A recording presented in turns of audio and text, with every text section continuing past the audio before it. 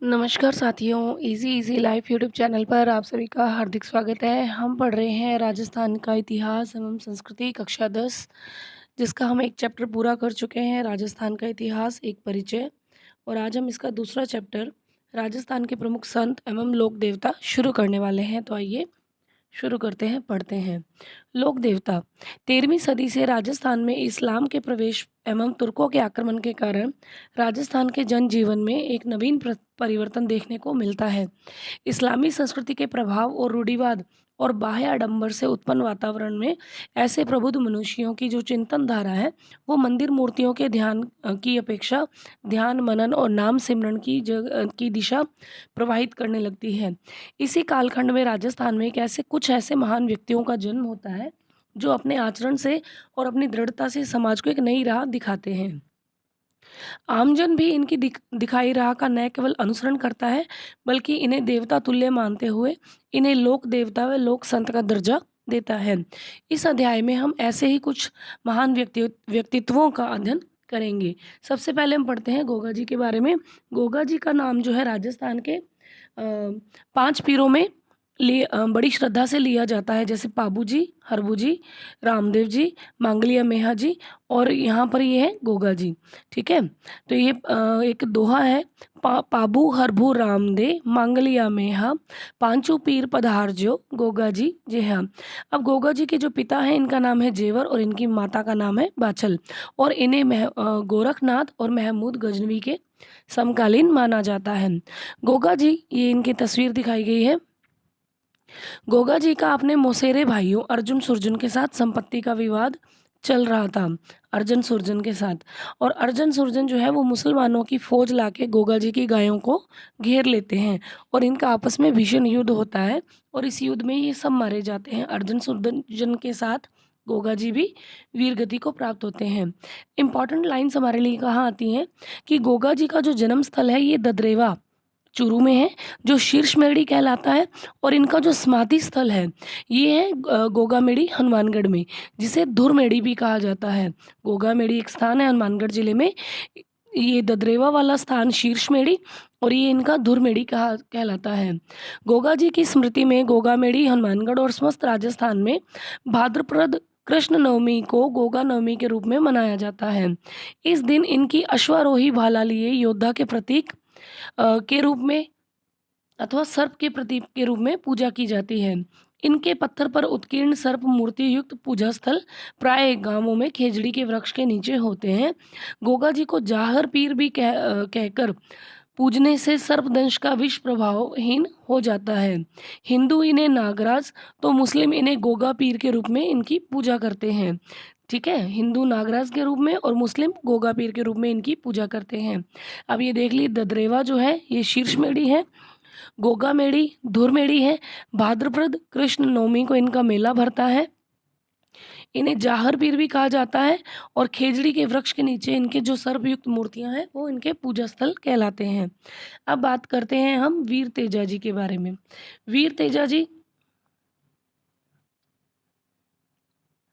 तेजा जी का जो जन्म है ये होता है खड़नाल नागौर के ग्राम नागौर का जो खड़नाल गांव है वहाँ पर होता है। ताहड़ जी और राम कुंवरी जी के यहाँ पर माघ शुक्ल चतुर्दशी को सन 1073 ईस्वी में इनका जन्म होता है।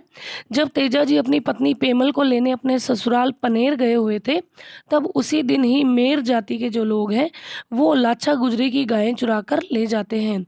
गुजरी की प्रार्थना पर तेजा जी गायों को मुक्त कराने के लिए जा ही रहे थे कि रास्ते में इन्हें सुरसुरा नामक स्थान पर इन्हें एक सांप मिलता है।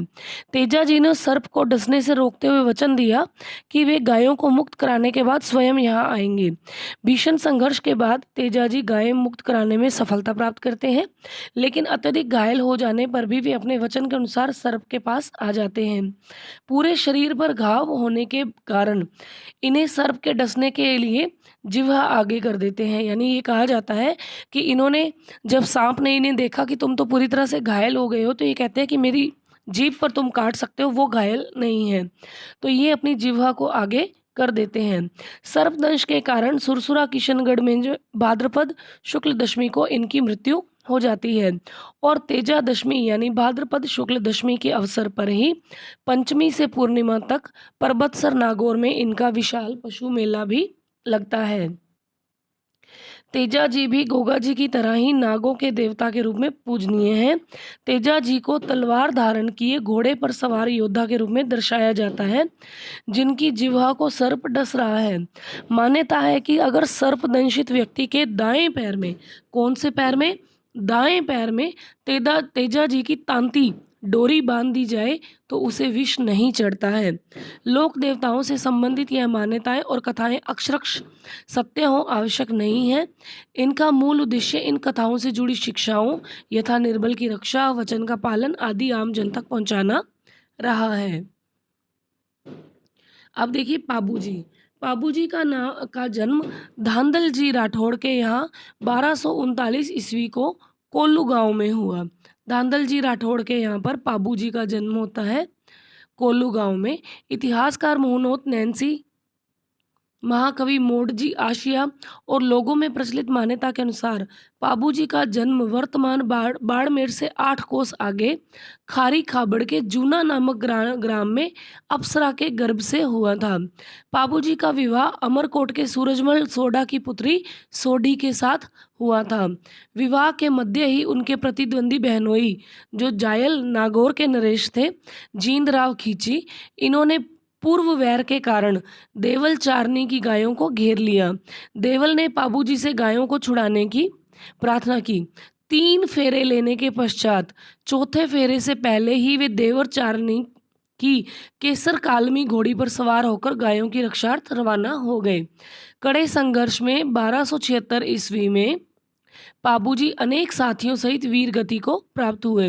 वीरता, प्रतिज्ञा पालन, त्याग, शरणागत वत्सलता और गो रक्षा हेतु बलिदान के कारण जनमानस इन्हें लोक देवता के रूप में पूजता है। इनका मुख्य पूजा स्थल कोल्लू यानी फलोदी जोधपुर में है, जहाँ प्रतिवर्ष इनकी स्मृति में मेला भरता है। इनका प्रतीक चिन्ह जो है वो हाथ में भाला लिए अश्वारोही के रूप में प्रचलित है। पाबूजी को ऊंटों के देवता के रूप में भी पूजा जाता है। मारवाड़ में सर्वप्रथम ऊंट लाने का श्रेय भी पाबूजी को है। ऊंटों के स्वस्थ होने पर भोपे भोपियों द्वारा पाबूजी की फड़ गाई जाती है, यानी कि जब ऊंट बीमार हो जाते हैं तो उनका इलाज करने के साथ साथ पाबूजी की फड़ गाई जाती है उनके स्वस्थ होने पर। और ग्रामीण जनमानस जो है इन्हें लक्ष्मण जी का अवतार मानता है। ये देखिए लक्ष्मण जी का अवतार, और ये जो है इनकी तस्वीर है, अश्वारोही है, ये भाला लिए हुए हाथ में। अब ये देखिए वापस इसके कीवर्ड्स यहाँ पर लिखे गए हैं। कोल्लू फलोदी में इनका जन्म माना जाता है। देवल चारनी को की गायों को छुड़ाने के लिए ये जाते हैं, अपनी शादी के 3 फेरे लेते हैं, लेकिन चौथे फेरे से पहले ही ये चले जाते हैं। देवल चारनी की एक घोड़ी होती है केसर कालमी, उसके ऊपर सवार होते हैं। ऊंटों के देवता कहे जाते हैं और लक्ष्मण के अवतार भी माने जाते हैं। अब देखिए देवनारायण जी। देवनारायण जी बगड़ावत प्रमुख भोजा और सेडू गुर्जर के पुत्र थे, जिनका जन्म 1243 के ईस्वी के लगभग हुआ। इनके पिता इनके जन्म के पूर्व ही भिनाई के संघर्ष में अपने 23 भाइयों सहित मारे गए थे। भिनाई शासक से इनकी रक्षा हेतु इनकी मां सेडू इन्हें लेकर अपने पीहर मालवा चली गई थी, मालवा गुजरात। 10 वर्ष की अल्पायु में वे पिता की मृत्यु का बदला लेने राजस्थान की ओर लौट रहे थे, तो मार्ग में धारा नगरी में जय सिंह देव परमार की पुत्री पीपल दे से उन्होंने विवाह किया। कुछ समय बाद वे बदला लेने हेतु भिनाए पहुंचे, जहां गायों को लेकर भिनाए ठाकुर से संघर्ष में देवनारायण जी ने उसे मौत के घाट उतार दिया। किसको? किसको मारा है इन्होंने मारा है भिनाए के शासक को, मौत के घाट उतार दिया। इनका प्रमुख जो पूजा स्थल है वो आसींद भीलवाड़ा में है। भाद्रपद शुक्ल सप्तमी को इनका मेला लगता है। इनके मुख्य अनुयायी गुर्जर है और देव जी की फड़ और देव जी और बगड़ावतों से संबंध काव्य बगड़ावत। बगड़ावत क्या है? ये एक गायन की शैली है, काव्य है। गायन के द्वारा इनका यशोगान करते हैं। कौन करते हैं? गुर्जर जाति जो है वो देव जी की फड़ को गाती है। देव जी और बगड़ावतों से संबंधित जो काव्य है बगड़ावत, उसका गायन कर किया जाता है। ये कहते हैं किंवदंती है कि हर रात 3 पहर गाए जाने पर यह 6 माह में पूरा होता है। यानी देवनारायण जी की फड़ जो है ये जो इनके जो काव्य है, अगर हर रात 3 पहर तक गाया जाए तो भी ये जाकर 6 माह में पूर्ण होता है। मल्लीनाथ जी, अब देखिए इनके कीवर्ड्स देख लेते हैं एक बार देवनारायण जी के। इनकी जो फड़ है ये सबसे लंबी है। इनकी जो फड़ है वो सबसे लंबी है। गुर्जर जाति के लोग इनके अनुयायी हैं। आसींद भीलवाड़ा में इनका मुख्य जो है पूजा स्थल है, मुख्य पूजा स्थल। और बगड़ावत इनके जो है काव्य हैं जिनके अंदर इनके यशोगान इनका किया गया है। अब बात करते हैं मल्लीनाथ जी के बारे में। मल्लीनाथ जी का जन्म मारवाड़ के रावल सलखा और जानीदे के ज्येष्ठ पुत्र के रूप में 1358 ईस्वी में हुआ। पिता की मृत्यु के पश्चात वे चाचा कानड़ दे के यहाँ महेवा में शासन प्रबंध देखने लगे। कौन? मल्लीनाथ जी। चाचा कानड़ देव की मृत्यु के पश्चात 1374 में वे महेवा के स्वामी बन गए। राज्य विस्तार के क्रम में 1378 ईस्वी में फिरोज तुगलक के मालवा के सूबेदार निजामुद्दीन की सेना को इन्होंने मार भगाया। ये इम्पोर्टेंट आ जाता है कि राजस्थान के कौन से ऐसे लोग संत या लोग देवता हुए हैं जिन्होंने फिरोज तुगलक के सूबेदार को मार भगाया था या उसकी सेना को मार भगाया। तो ये फिरोज तुगलक के मालवा के सूबेदार निजामुद्दीन की सेना को मार भगाते हैं। इनकी रानी का नाम है रूपा दे।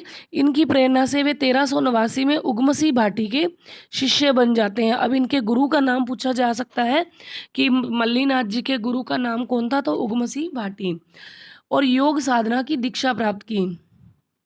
किंवदंतियों के अनुसार वे भविष्य दृष्टा और देवताओं की तरह चमत्कार प्राप्त सिद्ध पुरुष बन गए थे।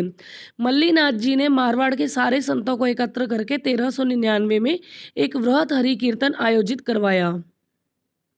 इसी वर्ष चैत्र शुक्ल द्वितीया को इनका स्वर्गवास हो गया।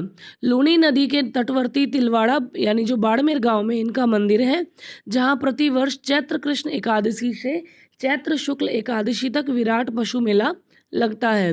जोधपुर के पश्चिमी परगने का नाम इन्हीं के नाम पर मालानी किया गया था। आज भी मालानी बाड़मेर में अत्यधिक इनकी मान्यता है। फिर है अब इनके कीवर्ड्स देखते हैं पहले मल्लीनाथ जी के। ये देखिए इनका जो मुख्य जो क्षेत्र है, पूजा स्थल जो है वो कौन सा है? तिलवाड़ा। फिरोज शाह तुगलक के जो सूबेदार थे निजामुद्दीन किसने भगाया? मल्लीनाथ जी ने। इन्होंने इनके जो गुरु हैं वो हैं उगमसी भाटी। इन्होंने योग साधना की दीक्षा ली। इनके लिए यहाँ पर प्रतिवर्ष चैत्र कृष्ण एकादशी से चैत्र शुक्ल एकादशी तक विराट मेला पशु मेला भरता है। और इनका जो प्रमुख क्षेत्र है वो मालानी बाड़मेर का क्षेत्र है। अब आगे देखिए रामदेव जी। तंवर वंशीय अजमाल जी और मैणादे के पुत्र रामदेव जी का जन्म बाड़मेर जिले की शिव तहसील के उड़ू कासमेर गांव में होता है। इन्हें मल्लीनाथ के समकालीन माना जाता है। बालपन में ही इन्होंने पोकरण क्षेत्र मल्लीनाथ जी से प्राप्त करने के पश्चात वहां भैरव नामक क्रूर व्यक्ति का अंत करके अराजकता और आतंक को खत्म किया। इनका विवाह अमरकोट के दलजी सोडा की पुत्री नेतलदे से होता है। अपनी भतीजी को पोकरण दहेज में देने के बाद इन्होंने रामदेवरा रुणेचा गांव बसाया और 1458 ईस्वी में भाद्रपद शुक्ल एकादशी को जीवित समाधि ले ली। यहाँ भाद्रपद शुक्ल द्वितीया को विशाल मेला लगता है। सांप्रदायिक सद्भाव इस मेले की प्रमुख विशेषता है। देखिए अब इनके अजमाल जी और मैणादे इनके माता पिता हैं। रामदेव जी का विवाह होता है नेतलदे जो अमरकोट के दलजी सोडा की पुत्री थी। और ये भाद्रपद शुक्ल एकादशी को जीवित समाधि ले लेते हैं और भाद्रपद शुक्ल द्वितीया को इनका विशाल मेला भरता है। ठीक है, अब ये देखिए, रामदेव जी, हड़बू जी और मल्लीनाथ जी, ये तीनों समकालीन माने जाते हैं। हिंदू जहाँ श्री कृष्ण के अवतार के रूप में इनकी आराधना करते हैं, वहीं मुसलमान इन्हें रामसा पीर के रूप में रामदेव जी को पूजते हैं। सामान्यतः गांवों में किसी वृक्ष के नीचे ऊंचे चबूतरे पर रामदेव जी के प्रतीक प्रतीक चिन्ह पगलिए स्थापित किए जाते हैं। ये स्थान थान कहलाते हैं। रामदेव जी द्वारा कामड़िया पंथ की स्थापना की गई। इस पंथ के अनुयायियों द्वारा रामदेव जी के मेले में 13 ताली नृत्य प्रस्तुत किया जाता है। रामदेव जी वीर होने के साथ साथ समाज सुधारक भी थे। इन्होंने जाति प्रथा, मूर्ति पूजा और तीर्थ यात्रा का विरोध किया। फिर है मेहाजी मांगलिया। मेहाजी मांगलिया राजस्थान के पंचपीरों में गिने जाते हैं। ये राव चूंडा के समकालीन थे। इनका जन्म पंवार क्षत्रिय परिवार में हुआ, किंतु पालन पोषण अपने ननिहाल में मांगलिया गोत्र में हुआ था, इसलिए ये मेहाजी मांगलिया के नाम से प्रसिद्ध हुए। इनके स्वाभिमानी स्वभाव के कारण इनके अनेक शत्रु थे। अंत में जैसलमेर के राव राणक देव भाटी से युद्ध करते हुए ये वीरगति को प्राप्त हुए। ये अच्छे शकुन शास्त्री थे। लोगों की सेवा, सहायता, संरक्षण देने के कारण ये लोक देवता के रूप में पूजे गए। बापणी में इनका मंदिर है और यहाँ पर भाद्रपद कृष्ण अष्टमी को मेला लगता है। अब देखते हैं हरबू जी के बारे में। हरबू जी बुंडेल नागौर के महाराज सांखला के पुत्र और राव जोधा के समकालीन थे। अपने पिता की मृत्यु के पश्चात ये बुंडेल नागौर का क्षेत्र छोड़कर हरभम जाल में आकर रहने लगे।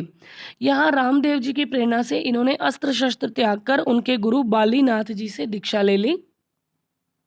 लोक मान्यता है कि राव जोधा को मेवाड़ के अधिकार से मंडोर को मुक्त कराने के प्रयासों के दौरान इन्होंने आशीष के साथ एक कटार भी दी थी।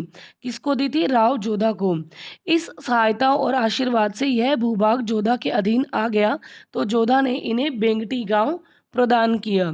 यानी कि जो राव जोधा है, ये एक अपना क्षेत्र जो है मेवाड़ का प्राप्त करना चाहते थे। यानी कि जो मेवाड़ का जो अधिकार है, ये मंडोर से खत्म करना चाहते थे, और इसके लिए हरबू जी इन्हें आशीर्वाद देते हैं, अपनी कटार भी देते हैं, और इस तरह से राव जोधा जो है ये वापिस अपने जो क्षेत्र है मंडोर को, उस पर अधिकार करते हैं। और जो बेंगटी गांव है, ये हरबू जी को राव जोधा द्वारा भेंट रूप में दिया जाता है।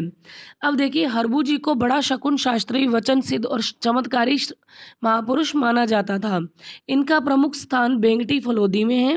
मनौती पूर्ण होने पर श्रद्धालु इनके मंदिर में संस्थापित हरबू जी की गाड़ी की पूजा अर्चना करते हैं।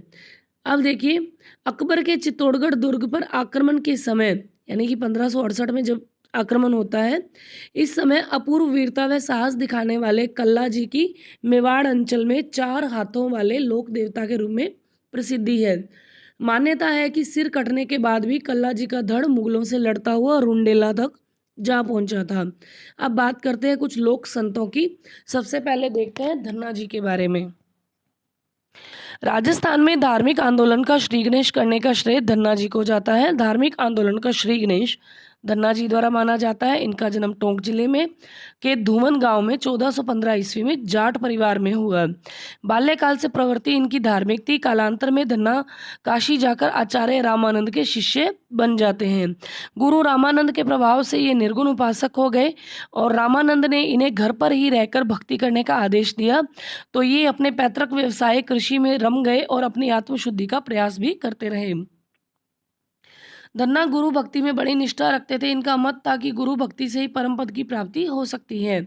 इन्होंने नाम स्मरण को ईश्वर की प्राप्ति का प्रमुख साधन माना और औपचारिकताओं का और बाह्य आडंबरों का विरोध किया।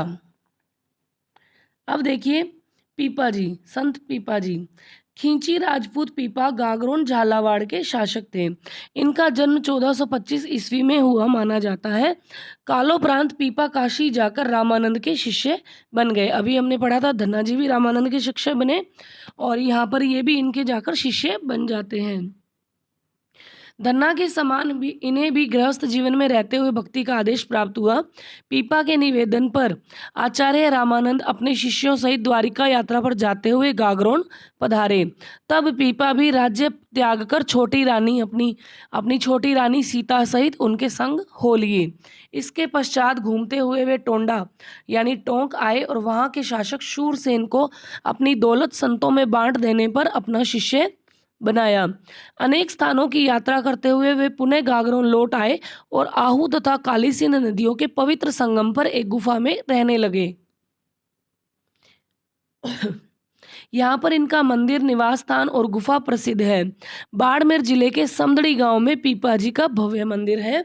यहाँ इनके प्रमुख अनुयायी दर्जी समाज का प्रतिवर्ष चैत्र शुक्ल पूर्णिमा को विशाल समागम आयोजित होता है।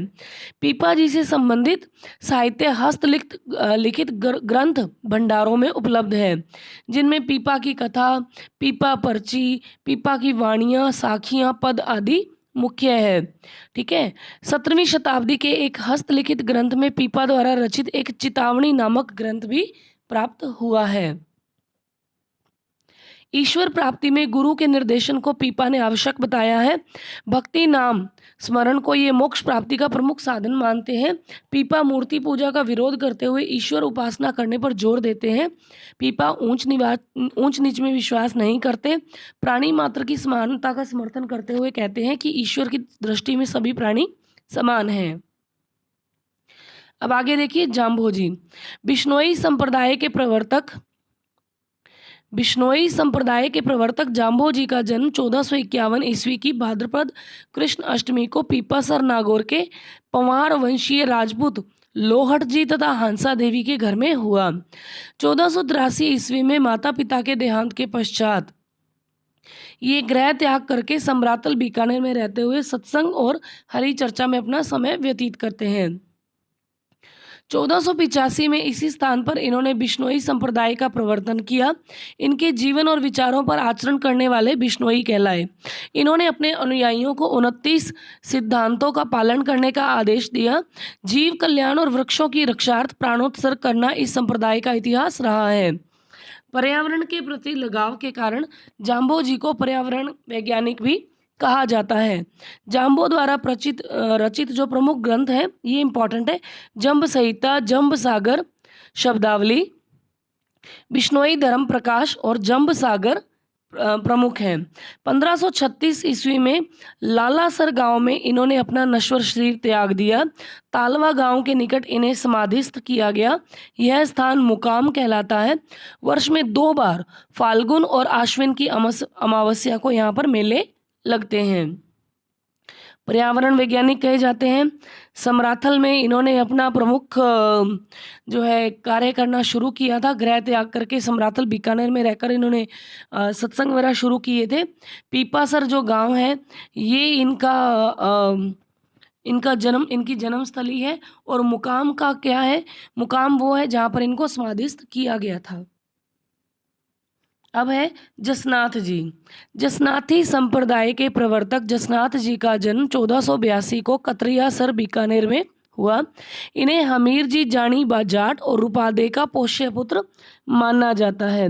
लोक विश्वास के अनुसार गोरख मालिया बीकानेर में 12 वर्ष तक कठोर तपस्या करते हुए सभी जीवों पर दया करने का संदेश इन्होंने दिया। जसनाथ जी ने लोह पांगल नामक तांत्रिक का घमंड चकनाचूर किया। राव लूणकरण को बीकानेर का राजपद पाने का वरदान भी दिया। इनके चमत्कारों से प्रभावित होकर दिल्ली सुल्तान सिकंदर लोदी ने इन्हें कतरियासर के पास भूमि दी। सॉरी 1500 ईस्वी में जसनाथ जी तथा जाम्बोजी का परस्पर मिलन हुआ था। जसनाथ जी ने आश्विन शुक्ल सप्तमी 1506 ईस्वी में 24 वर्ष की अल्पायु में कतरियासर में जीवित समाधि ले ली।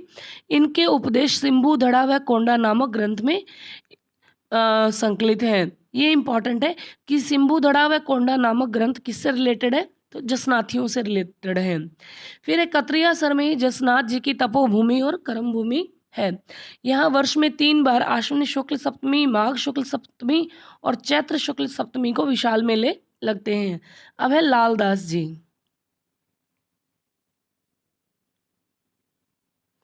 लालदासी संप्रदाय के प्रवर्तक लालदास का जन्म मेवात प्रदेश अलवर के धोली दूब गांव में श्रावण कृष्ण पंचमी 1504 ईस्वी में हुआ।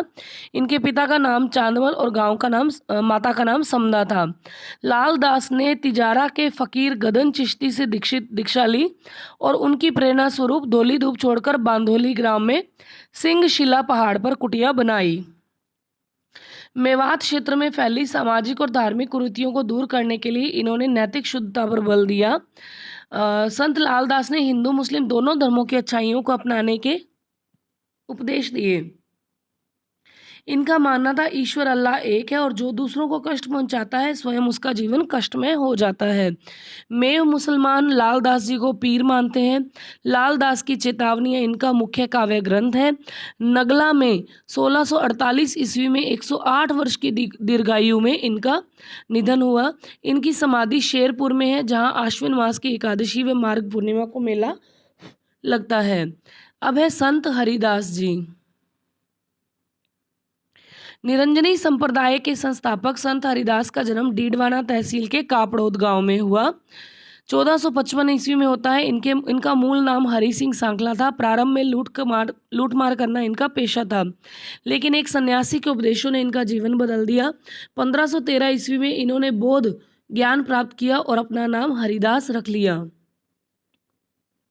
इन्होंने निर्गुण भक्ति पर जोर दिया, कुरीतियों का विरोध किया। इन्होंने निरंजनी संप्रदाय प्रारंभ किया। इस संप्रदाय में परमात्मा को अलख निरंजन या हरि निरंजन कहा जाता है। संत हरिदास के आध्यात्मिक विचार मंत्र राजप्रकाश और हरि पुरुष की वाणी नामक ग्रंथों में संकलित है। 1543 डीडवाना में इनका देहांत होता है। अब है दादू दयाल जी। राजस्थान के कबीर कहे जाते हैं। इनका जन्म अहमदाबाद गुजरात में फाल्गुन शुक्ल अष्टमी को हुआ। यहाँ पर 1544 ईस्वी में बुड्ढन यानी वृद्धानंद नामक संत जो है बुड्ढन वृद्धानंद नामक संत से इन्होंने दीक्षा ग्रहण की और 1568 ईस्वी में सांभर आकर रहने लगे तथा दुनिया का कार्य आरंभ किया। यहाँ से दादू ने उपदेश देना आरंभ किया। 1575 में दादू अपने 25 शिष्यों के साथ आमेर चले आए, जहाँ अगले 14 वर्ष तक इन्होंने निवास किया। दादू ने 1585 ईस्वी में मुगल सम्राट अकबर से भेंट करने हेतु फतेहपुर सीकरी की यात्रा भी की। दादू तत्कालीन ढूंढाड़ और मारवाड़ राज्यों में यात्रा करते और उपदेश देते हुए 1602 ईस्वी में फुलेरा के समीपवर्ती गांव नारायणा आ गए और यहीं ज्येष्ठ कृष्ण अष्टमी 1603 ईस्वी में इनका देह त्याग हुआ।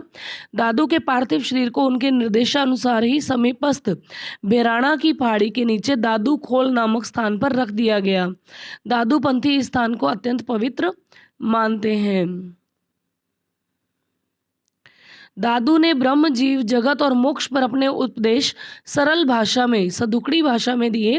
दादू जी की वाणी दादू रा दूहा नामक ग्रंथों में दादू के उपदेश और विचार मिलते हैं। दादू कबीर की तरह ही सुधारवादी आचरण और मोक्ष के मूल्यों को मानने वाले परम तत्व की तलाश करने वाले थे। दादू ने कर्म कांड, जाति प्रथा, मूर्ति पूजा, रूढ़िवादिता आदि का घोर विरोध किया।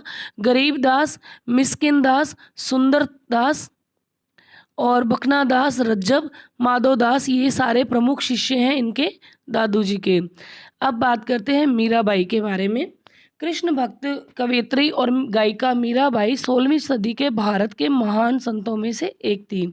इन्हें राजस्थान की राधा कहा जाता है। इनका जन्म मेड़ता के राठौड़ राव दूधा के पुत्र रतन सिंह के घर कुड़की जो पाली में गांव में 1498 के लगभग हुआ। इनके पिता रतन सिंह राठौड़ बाजोली गांव के जागीरदार थे। मीरा का लालन पालन अपने दादा जी के यहाँ मेड़ता में हुआ। इनका विवाह 1516 ईस्वी में राणा सांगा के महाराणा संग्राम सिंह इनके ज्येष्ठ पुत्र युवराज भोजराज के साथ हुआ, पर विवाह के कुछ वर्ष पश्चात पति की मृत्यु हो जाने से यह तरुण अवस्था में ही विधवा हो गई। मीरा का साधु संतों में उठना बैठना, उनके भजन कीर्तन करना इनके देवर राणा विक्रमादित्य को पसंद नहीं आया। विक्रमादित्य ने मीरा को जहर देने, सर्प से कटवाने का भी प्रयास किया, लेकिन मीरा की कृष्ण भक्ति कम नहीं हुई। कृष्ण भक्ति का विचार मीरा को अपनी दादी से प्राप्त हुआ था। एक बारात को दूल्हे सहित जाते देखकर बालिका मीरा अत्यधिक प्रसन्न हुई और प्रभावित हुई और अपनी दादी से जाकर उत्सुकता से अपने दूल्हे के बारे में पूछने लगी। तब दादी ने तुरंत ही गिरधर गोपाल का नाम बता दिया। मीरा को तभी से गिरधर गोपाल की लगन लग गई थी। मीरा अपने अंतिम समय में गुजरात में द्वारिका के डाकोर में स्थित रणछोड़ मंदिर में चली गई और 1547 में अपने गिरधर गोपाल में विलीन हो गई। इनकी पदावलियाँ बड़ी प्रसिद्ध हैं। इनकी भक्ति की मुख्य विशेषता यह थी कि उन्होंने ज्ञान से अधिक भावना व श्रद्धा को महत्व दिया। भक्ति माधुर्य भाव से ये भरी रही हैं, ओतप्रोत रही हैं। अब है संत राणाबाई, राजस्थान की दूसरी मीरा। संत राणाबाई का जन्म मारवाड़ के हरनावा मकराना के पास गांव में वैशाख शुक्ल तृतीया को 1504 में एक जाट परिवार में हुआ। इनके पिता का नाम रामगोपाल, माता का नाम गंगाबाई था। पालड़ी के संत चतुरदास की शिष्या राणाबाई कृष्ण भक्ति 66 वर्ष की उम्र में हरनावा गांव में फाल्गुन शुक्ल त्रयोदशी को 1517 ईस्वी में राणाबाई ने जीवित समाधि ले ली थी। यहाँ प्रतिवर्ष भाद्रपद शुक्ल त्रयोदशी को एक विशाल मेला आयोजित किया जाता है। संत मावजी, संत मावजी का जन्म 1714 में साबला गांव में हुआ। संत मावजी ने अपने विचारों को स्थायी और साकार रूप देने के लिए निष्कलंक यानी पवित्र एवं पाप रहित नाम की संप्रदाय की स्थापना की। जब ये 12 वर्ष के थे तो घर छोड़कर माई सोम नदी के संगम पर गुफा में तपस्या करने लगे। इस स्थान पर 1784 माघ शुक्ल एकादशी को गुरुवार को इन्हें ज्ञान प्राप्त हुआ। उसी दिन पर वहाँ पर मावजी ने बेणेश्वर वेण वृंदावन नामक धाम की स्थापना की। इसके बाद इन्होंने धर्मोपदेश देना प्रारंभ किया और अपने शिष्यों में बिना किसी भेदभाव के सभी जातियों के लोगों को शामिल किया। इन्होंने लसाड़ा के पटेल भक्त की दान राशि से अहमदाबाद से कागज मंगवाया और धौलागढ़ में एकांतवास करके 5 बड़े ग्रंथों की रचना की, जिनको छंदों की संख्या 72,96,000 बताई जाती है। वाद विवाद की शैली में लिखे ये ग्रंथ चोपड़ा कहलाते हैं। अब चोपड़ा क्या चीज़ है? वाद विवाद की शैली में लिखा गया ग्रंथ है। माव जी के ये चोपड़े केवल दिवाली के दिन ही बाहर निकाले जाते हैं। माव जी के अनुयायी इन्हें विष्णु का 10वां अवतार यानी कि कल्कि अवतार मानते हैं। डूंगरपुर जिले में इनके अनुयायी बड़ी संख्या में हैं। इनका मुख्य मंदिर साबला में है, जहां माव जी की शंख चक्र गदा पद्म सहित घोड़े पर सवार चतुर्दश मूर्ति है। बेणेश्वर धाम पर माघ शुक्ल पूर्णिमा को सोम जाखम और माही नदियों की त्रिवेणी पर इनका मेला लगता है। अब है रामचरण जी। जयपुर राज्य के अंतर्गत सोडा गांव में माघ शुक्ल चतुर्दशी 1719 को वैश्य कुल में बखत राम और देवजी के यहाँ रामकिशन जी का रामचरण इनका मूल नाम होता है। इनका जन्म होता है मेवाड़ के दांतड़ा ग्राम में। महाराज कृपा राम जी से 1751 में दीक्षा प्राप्त करके रामकिशन रामचरण बन जाते हैं। 1758 ईस्वी में गलता जी के मेले में साधुओं के धर्म के प्रतिकूल व्यवहार देखकर इनका मन संसार से उचट जाता है और ये वैरागी हो जाते हैं। इसके बाद भीलवाड़ा में साधना करते हुए इन्होंने निर्गुण भक्ति और सभी के प्रति प्रेम का उपदेश दिया। मूर्ति पूजकों द्वारा परेशान करने पर रामचरण कुहाड़ा गांव चले गए। शाहपुरा से निमंत्रण प्राप्त होने पर शाहपुरा चले गए। शाहपुरा नरेश रण सिंह ने इनके रहने के लिए एक छतरी का निर्माण करवाया और एक मठ भी स्थापित करवाया। राम नाम स्मरण करते हुए 1798 में शाहपुरा में इनका निधन हो गया। इनके आध्यात्मिक उपदेश अणभयवाणी नामक ग्रंथ में संकलित है। तो ये इम्पोर्टेंट है कि जो रामचरण जी के जो उपदेश हैं ये किस में संकलित है? अणभयवाणी। अणभयवाणी में इनके जो आध्यात्मिक उपदेश है वो संकलित है। रामचरण जी द्वारा प्रवर्तित पंथ राम स्नेही संप्रदाय है। इस संप्रदाय की 4 प्रधान शाखाएं मानी गई हैं। रामचरण को शाहपुरा शाखा का संस्थापक बताया गया है। इनकी 3 अन्य शाखाओं रेण, सेंतल और खेड़ापा शाखा के संस्थापक क्रमशः दरियाव जी, हरि रामदास जी और रामदास जी माने गए हैं। राम स्नेही संप्रदाय का फूलडोल महोत्सव इस संप्रदाय की अपनी विशिष्ट महत्ता रखता है। फिर है महर्षि नवल राम। नवल संप्रदाय के संस्थापक नवल राम का जन्म भाद्रपद कृष्ण अष्टमी विक्रम संवत को हुआ 1840 में होता है। हर्षोलाव नागौर में दलित समुदाय से संबंधित एक मेहतर परिवार में होता है नवल राम जी का जन्म। बचपन में आध्यात्मिकता की और इनका झुकाव देखकर इनके पिता खुशहाल राम ने इन्हें रामानंद संप्रदाय के संत कर्ता राम के पास भेज दिया। कर्ता राम जी की कृपा से इनका नाम नवल राम रखा गया और इन्हें निर्गुण व निराकार ईश्वर के उपदेश दिए गए। महर्षि नवल राम ने देश में जगह जगह भ्रमण कर शिक्षा के महत्व पर बल दिया। समाज में व्याप्त रूढ़िवादी दृष्टिकोण, आडंबर, जादू टोना, सती प्रथा, अस्पृश्यता, प्रदा प्रथा, बाल विवाह आदि सभी धार्मिक सामाजिक कुरीतियों का विरोध किया और लोगों को जागरूक किया। महर्षि ने सत्य, गुरु और ईश्वर भक्ति को मोक्ष प्राप्त करने में सहायक माना। इन्होंने एकेश्वरवाद का समर्थन किया और निराकार ईश्वर की उपासना पर बल दिया। साधो भाई हम निर्गुण दिदारा, नाम अनाम में नाही, अबे अखंड स्वरूप हमारा। इन्होंने मारवाड़ी भाषा में अनेक भजन, दोहे, श्लोक, छंद, चौपाइयों की रचना की। मारवाड़ के शासक मान सिंह इनको बड़ा सम्मान देते थे। नवल संप्रदाय की प्रमुख पीठ जोधपुर में है। फिर है सांगलिया धूनी सीकर। सीकर जिले की धोद तहसील के सांगलिया गांव में यह आश्रम सर्वगी संप्रदाय का प्रमुख केंद्र है। इसकी स्थापना लक्कड़दास जी महाराज ने 1649 में की। यह संप्रदाय जाति पंथ के भेद के स्थान पर मानव मात्र की समानता में विश्वास करता है। झाड़ू फूंक ताबीज में अविश्वास प्रकट करते हुए अनुयायियों को सदमार्ग पर चलने की शिक्षा दी जाती है। अनुयायियों का मुख्य अभिवादन जय साहेब से होता है। आश्रम में प्रत्येक महीने की अमावस्या व पूर्णिमा को सत्संग का आयोजन होता है, जिसमें आडंबरों के स्थान पर केवल आध्यात्मिक भजन होते हैं। ग्रामीण क्षेत्र में शिक्षा को बढ़ावा देने के लिए आश्रम द्वारा बाबा खीमा दास महाविद्यालय का संचालन भी किया जा रहा है। इस महाविद्यालय की स्थापना के लिए राष्ट्रपति KR नारायण द्वारा आश्रम के पीठाधीश्वर खीमदास महाराज को सम्मानित भी किया गया था।